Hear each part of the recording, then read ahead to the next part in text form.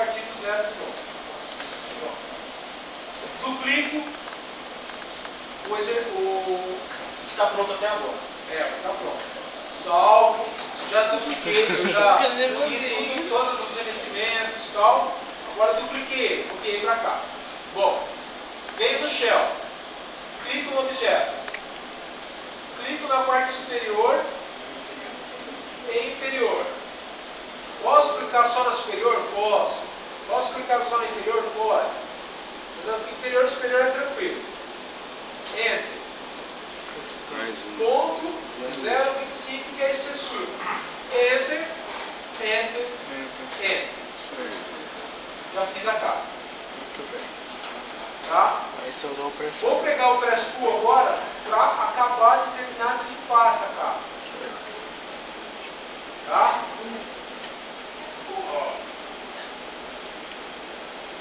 Eu vou clicar sobre todas as janelas, sobre todas as portas.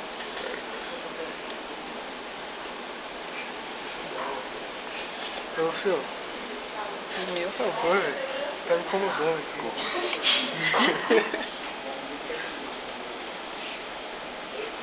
Isso não vai se repetir.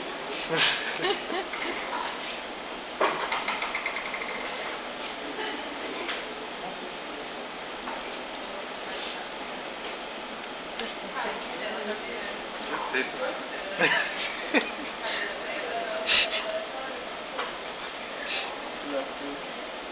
Não, esse trecho aí eu já vi.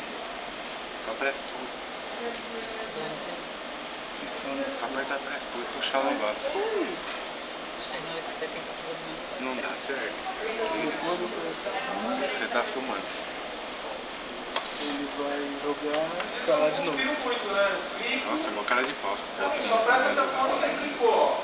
Se ele selecionou essa parte aqui interna, É minha essa pasta? ó, esse quadrado, eu só arrasto para baixo. Senta tudo. Beleza. Sente o dedo na galera.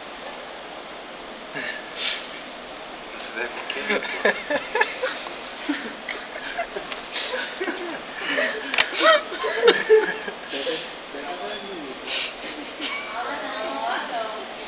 Bom, Vai começar a cantar, já tá. liguei tudo, vocês concordam? Certo. Se olhando de cima você não vê nenhuma interrupção mais. Certo? Certo. Aí, ó. Aí o que eu vou fazer? Vou copiar essa casca para cá.